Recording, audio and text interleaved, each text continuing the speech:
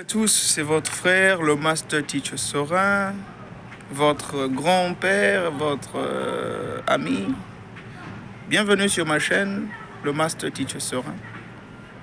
Cette chaîne, c'est pour des gens sérieux, c'est pour des gens qui ont des ambitions, c'est pour des gens, des tough brainers, des gens qui ne pleurent pas, des gens qui sont durs d'esprit, des gens qui sont convaincus qu'il y a un futur meilleur et ils font ce qu'il faut faire pour arriver à atteindre ce futur-là.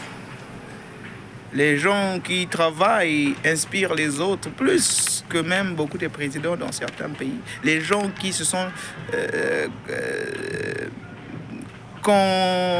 commitment, qui ont donné leur vie pour servir ce monde et aider les autres à avancer. Aujourd'hui, nous allons parler d'un sujet très important, super important. Il s'agit de l'argent, votre ADN financier. Vous savez, l'argent a une histoire, a un passé, a un futur et a un présent. Les questions qu'on va se poser, c'est de savoir déjà, où en êtes-vous déjà avec votre argent actuellement? Quelle a été votre histoire depuis que vous avez commencé là?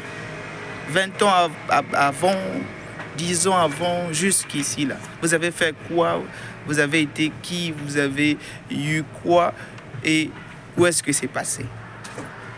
On va continuer avec la troisième question qu'on va discuter aujourd'hui. C'est de savoir où est-ce que vous pensez que vous allez être dans 5 ans, 10 ans, 20 ans, à partir de maintenant.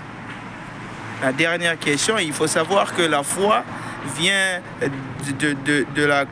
du type de plan que vous avez, du type de préparation que vous avez. D'accord? La chance, ça n'existe. L'espérance, c'est pour les paumés, c'est pas pour les gens sérieux. La foi, c'est pour des gens sérieux, mais il faudrait qu'il y ait un plan. Alors, quel est votre plan pour que vous puissiez atteindre les objectifs que vous allez vous fixer aujourd'hui après cette vidéo? Restez connectés, nous allons répondre à ces questions et nous allons discuter sérieusement entre des gens sérieux qui sont ambitieux et qui font beaucoup de choses pour ce monde. Comme je disais, l'argent, c'est quelque chose qui est très important. Vous n'allez pas me mentir dessus, quel que soit de là où vous venez, l'argent, c'est ce qui nous dissocie, c'est ce qui détruit les relations. La plupart des mariages, c'est l'argent ou la mauvaise communication, souvent la cause de leur chute. Quelle que soit votre situation actuellement, si vous êtes célibataire, alors vous devez connaître comment vous fonctionnez avec l'argent, votre relation personnelle, comment votre subconscient fonctionne avec l'argent. Si vous êtes marié, vous devez déjà vous connaître vous-même et connaître la personne avec vous afin que vous puissiez vous unir et devenir une seule chair, n'est-ce pas? Si vous êtes dans des histoires un peu compliquées où on ne sait pas exactement où vous vous trouvez, en anglais ils disent situationship, alors vous aurez aussi forcément besoin de savoir où part votre argent et votre relation personnelle avec votre argent. Bien, une chose est vraie, c'est que en ce qui concerne l'argent, nous avons des pauvres, nous avons des average, les gens moyens, les gens qui se débrouillent, les débrouillards, et nous avons les riches. Tout ce que vous allez faire avec votre argent, vous allez vous retrouver dans ces trois catégories-là. Et donc, on va expliquer un peu plus en profondeur c'est quoi, en fait, comment les pauvres regardent l'argent, parce qu'on vient tous des cultures différentes, des pays différents. Et donc, il faudrait peut-être accentuer un peu pour juste avancer avec plus de clarté. Il y a les pauvres qui considèrent l'argent comme un sujet tabou, comme un sujet très sensitif. Alors, vous allez les voir, ils pensent, c'est des paresseux qui pensent que leur vie, enfin, la vie est telle que il doit y avoir des riches et des pauvres. Alors eux, c'est Dieu qui a choisi qu'ils puissent être pauvres, c'est la volonté de Dieu. C'est les circonstances de la vie, c'est là où ils sont nés, c'est le président, c'est le gouvernement, c'est leurs parents. Et les pauvres sont dans ce contexte-là de ne pas être responsables de leur vie, de leur pauvreté. C'est déjà, en termes de mentalité, c'est là la catégorie des vrais pauvres. Et il en revient que ce sont les mêmes personnes aussi qu'on voit qui manquent aussi de l'argent physiquement. Parce qu'il y a une différence entre être fauché et être pauvre. Les pauvres, ce sont des gens qui manquent à manger. Il y a des gens qui sont fauchés parce que, ils sont sur le processus de s'en sortir. Il y a des gens qui seront à vie pauvre parce que c'est déjà dans leur tête. C'est plus que spirituel. C'est même, vous savez, les pauvres, la plupart des religieux sont des pauvres. La plupart des religieux, c'est des personnes qui vont prier tous les jours parce qu'ils sont en train de se dire que c'est à Dieu de faire un miracle dans leur vie pour qu'ils puissent avoir de l'argent, alors que l'argent n'a rien à voir avec l'Église. L'Église, c'est pour ton esprit.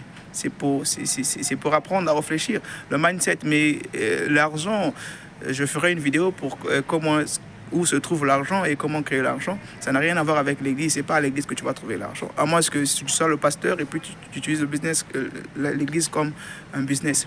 On va avancer donc avec les moyens, les débrouillards. Les débrouillards, alors ce qui se passe avec les débrouillards, c'est que de façon générale, ce sont des gens qui ont un travail, mais ils ne savent pas comment multiplier cet argent. C'est des gens, vous savez, gagner de l'argent et déjà maintenir cet argent et multiplier cet argent, c'est trois volets qui sont là.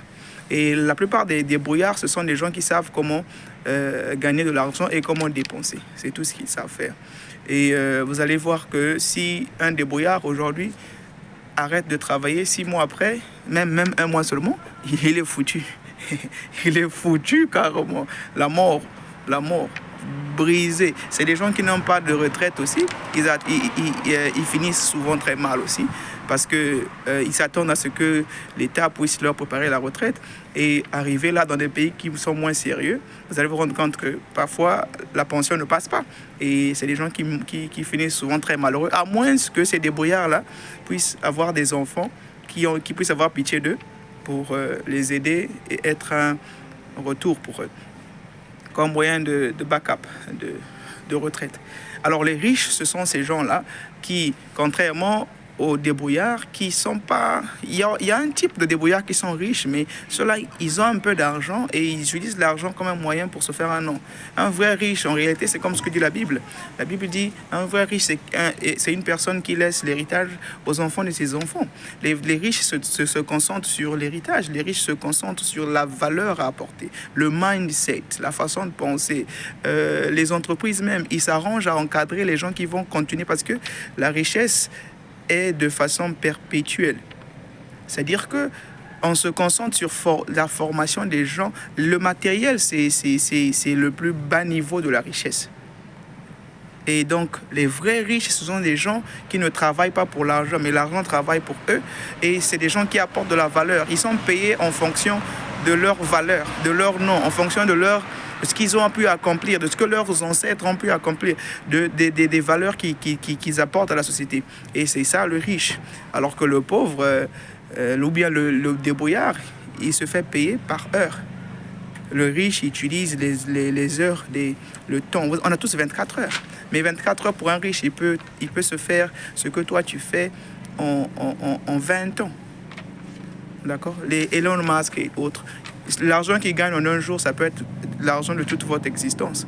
Donc, c'est ça la différence. Maintenant, on va aller plus en profondeur pour décortiquer un peu plus ce que je veux vous faire comprendre. Donc, où êtes-vous maintenant avec votre argent? Où suis-je maintenant avec mon argent? Comment est-ce que ça a été? Comment vous avez géré de 10 ans peut-être jusqu'à maintenant? Comment est-ce que j'ai géré 10 ans avant jusqu'à maintenant? Où est-ce que je serai dans 5 ans, 10 ans avec mon argent? Et quel est mon plan pour que cela arrive? Bien, déjà, j'aimerais utiliser ma propre expérience pour illustrer un peu à ces questions. Il y a de cela 5 ans, 5 ans, oui, 5 ans, et peut-être même 3 ans, 2 ans, non, 3 ans. Alors, j'étais en Chine, j'ai fait quasiment 10 ans là-bas. Je gagnais ce que je gagne ici au Japon, c'est par mois, enfin ce que je peux épargner pendant une année ici, c'est ce que je gagnais par mois en Chine. Ma vie n'était pas si mal que ça. J'étais peut-être pas pauvre, hein, ou bien débrouillard, mais j'avais une vie assez confortable. Et la chance que j'ai eue, qui m'a permis aussi de trouver un peu l'équilibre, c'est parce que j'ai rencontré des personnes, une personne en particulier, qui m'a beaucoup appris sur moi-même et ma façon de voir l'argent, ma relation personnelle avec l'argent. Parce que cette personne avait été très mature. Et ça m'a permis d'apprendre beaucoup. Bon, déjà de façon naturelle, sinon ce que j'ai copié de mon entourage quand je grandissais, c'est que j'utilisais l'argent pour donner un orgasme, l'orgasme financier, hein, à certaines demoiselles qui avaient faim, et d'autres, celles qui avaient faim là, c'est les pauvres, et d'autres qui ne montraient pas qu'elles ont faim, mais elles sont pauvres. Des filles très religieuses, on dirait elle a quelque chose, très orgueilleuse et autres, mais parfois il n'y a rien. Et en tout cas, j'ai eu à côtoyer beaucoup de niveaux. Les pauvres, les riches, tout comme les plus riches. Ce qui s'est passé avec les pauvres, c'est que, comme je disais, ce sont des genres de personnes qui prétendent que l'argent n'est pas important. C'est-à-dire que, surtout les religieuses, là, elles peuvent te tolérer avec ta galère et tout, et puis bon... Mais le problème, c'est que moi, j'avais l'habitude de donner, et je commençais par là. Je donne d'abord, je te traumatise un peu, et après, tu commences à te rendre compte que, oh, mais il y a l'amour, hein, tu te rends compte, oh, mais... mais je pouvais donner à tout le monde, sans pour autant avoir des émotions attachées avec. Donc, je gaspillais l'argent, s'il faut le dire comme ça. Et donc, comme j'étais dans l'alcool, les choses des femmes et tout, donc voilà. Avec les pauvres, elles étaient là en train de se dire que bon, surtout les religieuses là, que non, l'argent c'est pas important et tout. Bon, à cette époque-là, moi je m'en foutais aussi, hein. Mais le problème c'est que quand tu y penses un peu, si vous voulez fonder une famille, s'il y a les enfants là, si vous voulez faire des plans ensemble et tout, tu te rends compte que l'argent devient super important et tu peux pas même faire un compte ensemble avec cette dernière ou quoi que ce soit, planifier quelque chose, parce qu'il n'y a pas de valeur que cette personne apporte, techniquement parlant. C'est vrai que il y a le côté de la maison aussi qui, c'est vrai, avec notre mentalité africaine, la femme de maison est considérée comme celle qui n'a pas de boulot, mais chez les autres, je dirais que la maman qui éduque les enfants à la maison, qui fait le ménage, prépare et autres, c'est plus que... Ça a beaucoup de valeur, Et bon, c'est vrai, ça dépend de votre culture. Mais sinon, être pauvre, c'est pas seulement ne pas rester à la maison. Moi, j'ai eu à enseigner des enfants, des riches là. Ils ont décidé à ce que leurs femmes ne travaillent pas parce que c'est vraiment un grand travail d'éduquer les enfants. Et j'ai vécu ça moi-même. Je me suis rendu compte que nous, les pauvres, là, bon, enfin, à l'époque, hein, s'il faut le dire comme ça, c'est vrai que là, c'est pas bien de dire pauvre et tout. Et nous, la mentalité des pauvres, là, pour qu'on soit tous dans le bain, celle qui est à la maison, si vous avez les moyens, vous allez vous rendre compte que ça ne vaut pas la peine qu'elle aille encore travailler parce que vous pouvez éduquer les enfants, préparer, nettoyer, faire ceci, c'est un grand travail, un grand travail. Et les femmes de ménage de luxe gagnent très bien leur vie. Donc ça dépend juste de votre mindset. En tout cas, on va avancer avec les femmes un peu average, là, moyennes, qui se débrouillaient. Ça passait aussi, mais seulement avec ces dernières-là, quand tu n'as pas assez, elle va pas te permettre d'entrer à Jérusalem, à la terre promise. Parce que, bon, voilà, des comportements un peu bizarres. Parce que, bon, tu l'amènes pas au restaurant, tu fais pas ceci, cela, alors que, bon, c'est vrai, elle peut prétendre ne pas aimer l'argent comme elles veulent nous faire comprendre, là. Mais au fond, mais les restaurants, les cadeaux, c'est de l'argent, c'est pas le caillou, n'est-ce pas? Et donc, certaines, quand tu fais pas ça, elle va pas manger je t'aime, elle va pas manger ces choses-là. Pour elle, en tout cas, elle te donne pas la permission d'aller à la terre promise. Alors, avec les femmes riches, j'ai eu beaucoup d'expériences. Il y en a qui vont t'exploiter, il y en a qui ne s'intéressent même pas à ton argent. Et il y a une qui a réellement changé ma vie. Vous savez, je disais à l'époque que je gagnais pas mal ma vie en Chine, mais je n'avais rien comme épargne. Et c'est quand j'ai connu cette dernière-là, elle m'a apprise à comment gérer mon argent. Vous savez, j'ai commencé à utiliser mes anciens mouvements, mettre de l'argent en jeu, l'inviter, machin et tout. Tu l'invites au restaurant, elle paye. Elle paye pour sa part, elle peut payer pour toi aussi. Et tu te sens un peu ridiculisé. Tu dis, ah, mais ça, c'est quel genre de fille? Quand c'est son anniversaire, elle se fait ses propres cadeaux. Et ces cadeaux, elle, c'est des histoires où elle achète une parcelle dans son pays. Elle avait beaucoup de parcelles dans son pays. Elle a même 2 immeubles. Elle a construit, elle te montre des plans, elle te montre des choses. Mais, ça, c'est un cadeau que tu te fais pour ton anniversaire. Alors que toi, tu t'entends de penser à quelque chose qui va... Peut-être une fleur qui va coûter à peine $1. Et donc, ça m'a traumatisé un peu avec elle. Jusqu'à ce qu'on arrivait à un niveau où... j'ai dû commencer à changer. Parce que j'ai dû commencer à comprendre un peu c'est quoi son identité avec l'argent. Comment est-ce qu'elle conçoit l'argent. Et... comment est-ce que moi, j'avais des difficultés avec l'argent et qu'est-ce que je devrais faire pour qu'on puisse vivre ensemble et puis essayer de construire. Bon, en tout cas, avec elle, je gagnais les mêmes salaires parce que j'avais au moins 5 travails. Alors, j'ai même fait mon petit business aussi là-bas et tout, donc je gagnais quand même assez bien. Et j'ai commencé à épargner 3 fois plus que ce que j'épargnais avant. Malheureusement pour moi, comme dans l'esprit de la pauvreté toujours aussi, je ne savais pas que c'était possible de perdre tout ce que tu as comme matériel. Le matériel, c'est le matériel.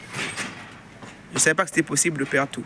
Alors, j'ai pris des risques, j'ai investi n'importe comment. J'ai fait je me suis retrouvé dans des problèmes qui nous ont séparés aussi avec cette dernière-là. La vie nous a séparés. Ce n'est pas le problème qu'on a eu, parce qu'on n'a pas pu s'entendre et tout. Mais la vie nous a séparés. Alors, quand on s'est séparés, j'avais tout perdu et je me suis retrouvé avec moi-même. Ce qui était resté, c'est plus le mindset seulement. Parce que techniquement parlant, tout ce que j'avais pu toucher comme argent et autres, ça ne faisait plus grand-chose dans ma tête. Ça ne voulait plus rien dire. C'était maintenant le passé. Mais ce qui était resté, c'est le mindset. C'est la mentalité des riches. Et donc, je me suis refait. Et aujourd'hui, je dirais, actuellement, je suis au Japon. Et au Japon, là, je me retrouve pas trop, contrairement à la vie que j'avais avant. Mais j'arrive quand même à épargner plus que ce que j'étais avant que je ne rencontre cette dernière-là. Si bien que je gagnais plus. Et avec le peu que j'ai, j'arrive quand même à m'organiser avec le peu que j'ai actuellement. Et donc, dans 5 ans, 10 ans, où est-ce que je serai? Eh bien, je dirais que je suis à mesure de former une famille avec ce que je gère actuellement. Je serai à mesure d'éduquer mon enfant, mes enfants, s'il faut le dire. Je serai à mesure de les offrir un toit. Je serai à mesure de choisir où je vais finir ma vie. Parce que 10 ans après ici, s'il n'y a pas assez d'argent, si le plan n'est pas là, ah bon, mais je n'aurai pas le choix. Je serai obligé de devenir réfugié, ou bien un réfugié politique, ou bien aller pour l'asile, n'est-ce pas? Alors, la vie, on a tendance à penser que c'est quelque chose qu'on vit en avançant. Mais en réalité, la vie se vit en reculant. Cette dernière-là, elle s'appelait Nomusa. Quand je vois sa vie, ce que j'ai appris d'elle, c'est que elle vivait 10 ans. Tout ce qu'elle vivait aujourd'hui, c'est elle a planifié cela 10 ans avant. Elle a un plan pour le futur. Tout ce qu'elle fait de jour, c'est des genres de personnes qui ont un calendrier annuel. Vous savez, chez nous, il y a peu de gens qui ont un calendrier annuel. C'est-à-dire que chaque jour, quand elle se réveille, elle sait ce qu'elle va faire à 10 heures, à 12 heures. Mais c'est les mentalités des riches. Et un pauvre n'a rien à réfléchir à ce qu'il va manger demain. Et avec elle, c'était quelque chose. Et donc, même pour qu'on se rencontre avec elle, pour les histoires de romances et tout, c'était des choses qui étaient calculées. Hein. Elle te donne 2 heures, 1 heure, vous vous retrouvez. Si c'est juste un jour dans la semaine, c'est ce jour-là. Et elle prend tout son temps pour préparer, faire tout ce qu'elle veut faire. Elle a consacré cela pour la relation. C'est des gens très sérieux dans la vie. Très sérieux. C'est-à-dire que moi, j'étais perdu, j'étais dans l'amour. Les romances, elles te font manger des choses compliquées.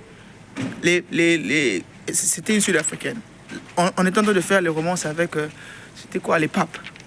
Un foufou très intéressant avec le haricot là, ils appellent ça, je sais pas comment là, j'ai oublié le nom. Et c'était très romantique. Et non seulement cela, elle m'a appris des choses qui m'ont permis aujourd'hui de comprendre que chacun de nous a son identité avec l'argent. Chacun de nous a sa façon de voir l'argent. L'argent, comment on l'utilise, c'est en fonction de comment on a conçu notre concept de l'argent. C'est comment on voit les choses. Si on est préparé, notre identité, notre ADN avec l'argent. La pauvreté, c'est mental. Et donc, je me suis rendu compte que, mais pourtant, je gagnais beaucoup d'argent. Mais comment se fait-il que on avait presque les mêmes âges, elle était peut-être plus âgée que moi, mais on avait presque les mêmes âges. Mais comment se fait-il qu'elle a tout ça? Alors que si je regarde bien mon salaire, j'ai peut-être même plus que ce qu'elle gagne, parce que j'avais au moins 5 travaux. Un travail, des travaux. Hein? C'est le français, mon frère. Donc, c'est comme ça. En tout cas, merci beaucoup à Nomsa, from South Africa. You've been the one I appreciate. Yeah? J'ai vraiment aimé. C'était une très bonne personne et très successful. Financièrement, en termes de vie, très relax. Pas d'impression. Elle s'habille comme si elle n'avait rien. Très intelligente, sérieuse, calme. Non, c'est-à-dire, la chaîne ici, là, c'est pour des gens sérieux. Et elle est l'une de ces personnes-là qui m'a permis de retrouver le côté sérieux en moi qui somnolait. Bien de choses à vous, n'hésitez pas de partager la vidéo. C'est une chaîne qui est assez débutante encore. Dites vos commentaires, partagez pour que la chaîne puisse prendre de l'ampleur et qu'on puisse impacter le monde, on puisse nous aider à tous à partager nos expériences afin que nous puissions apprendre et devenir des gens meilleurs. Si vous apprenez de mon expérience aujourd'hui, vous serez plus intelligent que moi demain, vous serez plus sage que moi demain. Et c'est important d'apprendre des autres. C'est mieux que de subir. Bien de choses à vous. Vivez la vie en faisant comme si vous allez de l'avant, mais vous reculez. Parce que vous avez planifié votre futur. Vous savez ce qui peut vous arriver, ce qui va vous arriver, ce qui devrait vous arriver et Dieu fera. Ne soyez pas là en train de vivre avec l'espoir. L'espoir, c'est pour des paresseux, c'est pour des méchants et c'est pour des gens inutiles. La foi, c'est bien beau, mais la foi sans vision, sans clarté, c'est la folie.